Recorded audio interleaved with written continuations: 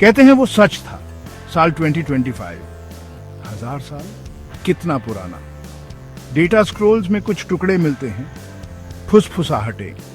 मैं उस टाइम को इमेजिन करने की कोशिश करता हूँ। एक टाइम खुली हवा का, जब फ्रीली सांस लेना कोई सपना नहीं था। अब तो एक कहानी जैसा लगता है। डोम्स के बच्चों को सुनाई जाने वाली कहानी। कितनी अलग होगी उनकी दुनिया।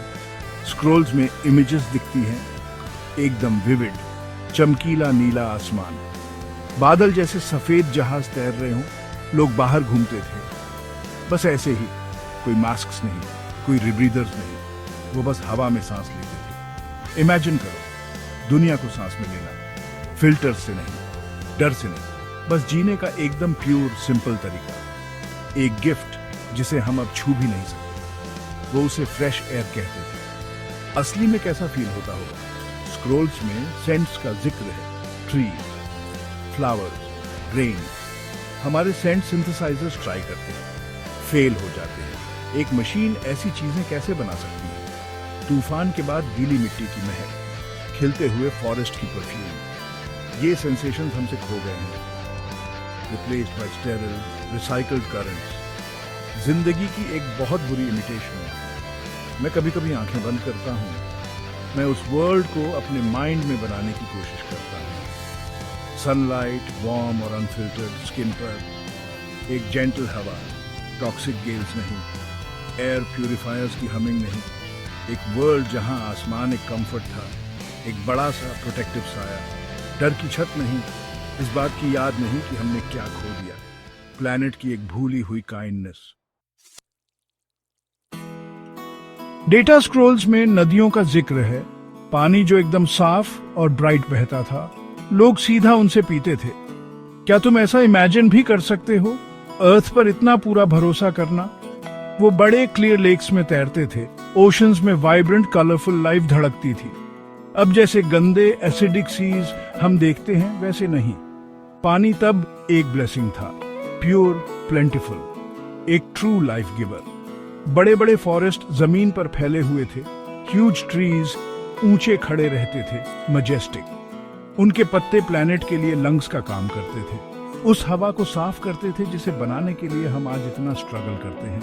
उनकी जड़ें कीमती मिट्टी को पकड़ के रखती थी। इमेजिन करो एक हरी कैनोपी के नीचे चलना, पत्तों के बीच से छनछनाती हुई धूप, चिड़ियों की आवाजें, रियल बर्ड सॉन्ग। हम ये अमेजिंग चीजें अब सिर्फ सिमुलेशंस में देखते हैं।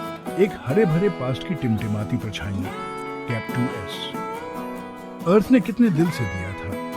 मिट्टी इतनी रिच थी कि खाना आसानी से उग जाता था। वो सिर्फ न्यूट्रिएंट पेस्ट पर ही डिपेंड नहीं करते थे, या उन हमिंग हाइड्रोपोनिक टावर्स पर। वो सीधा पेड़ों से फल तोड़ते थे, गहरी जमीन से सब्जियां निकालते थे।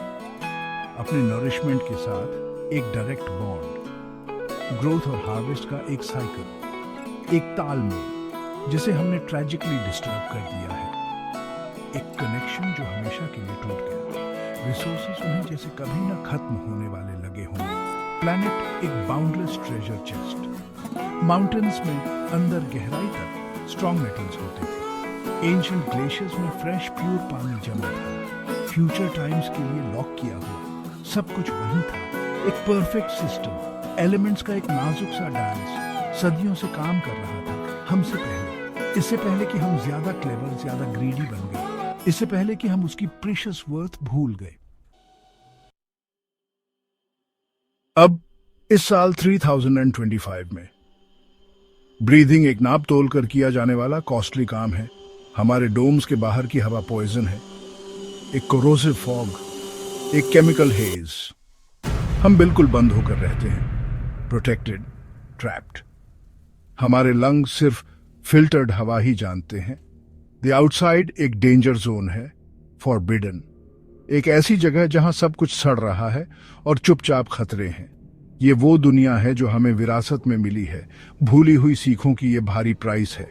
पानी, ये अब भी लाइफ है, लेकिन साफ पीने लायक पानी अब इतना रेयर है, पुराने जमाने के जूल से भी ज्यादा प्रीशियस।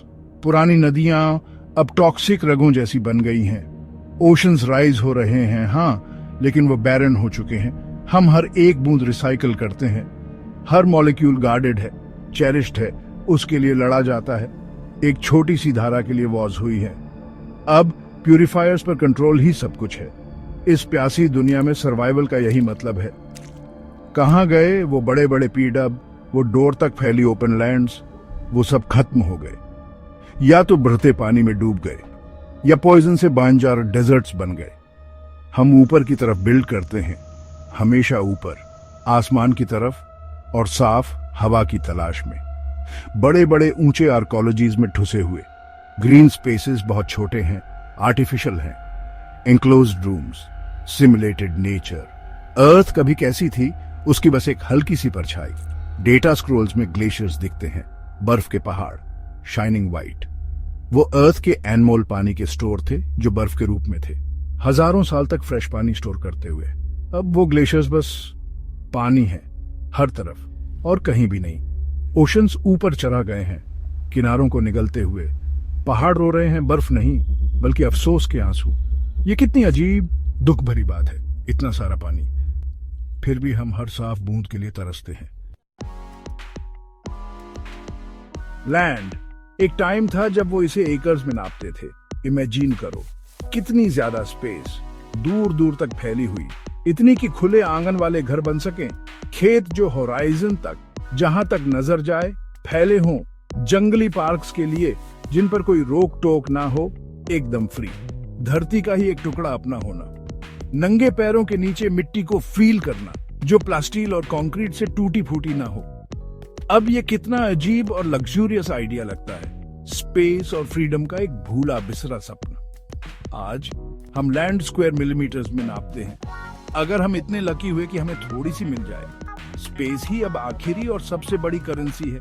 हर छोटा सा छोटा हिस्सा मैप्ड है, कंट्रोल्ड है, बहुत जरूरी एसेंशियल नीड्स के लिए रिजर्व्ड है, हमारे सर्वाइवल की मशीनरी के लिए। गार्डन का कॉन्सेप्ट तो अब एक कहानी बन चुका है, पुराने जमाने की बच्चों की कहानी। हम एक के ऊपर एक रहते हैं, ठूस हम ठूस, एकदम पास पास, हमेशा थोड़ी और रूम के लिए तरसते रहते हैं। ऐसा लगता है जैसे अर्थ खुद एक लंबी सांस ले रही हो, हमारे इन स्ट्रक्चर्स के नीचे एक गहरी थकी हुई सांस। या शायद अब वो बिल्कुल चुप हो गई है, रिजाइंड। क्या उन्हें पता था 2025 में, क्या वो सच में समझ पा रहे थे कि वो क्या खो रहे हैं? धीरे धीरे, हर सांस के साथ, हर प्रीशियस बूंद के साथ। स्क्रोल्स में वार्निंग्स हैं बहुत सारी। अक्सर उन पर ध्यान नहीं दिया गया, अक्सर उन्हें इग्नोर किया गया, जब तक कि वो वार्निंग्स हमारी रियलिटी नहीं बन गई। मैं स्टार चार्ट्स देखता हूँ जो मेरी वॉल पर लगे हैं। दूसरी दुनिया है, डिस्टेंट, शायद अनटच्ड। क्या यही हमारा पैटर्न है? ह्यूमैनिटी का तरीका, यूज करो, डिप्लीट करो और मूव ऑन कर जाओ, पीछे खूबसूरती की यादें छोड़कर। कभी कभी मैं खुद को ड्रीम करने की इजाजत देता हूँ, 2025 की, उस लॉस्ट वर्ल्ड की, ऐसी हवा में सांस लेने की जिसका टेस्ट आसमान जैसा हो, एक ऐसा फॉरेस्ट देखने की जो बादलों को छूता हो। एक ब्यूटीफुल इम्पॉसिबल ड्रीम।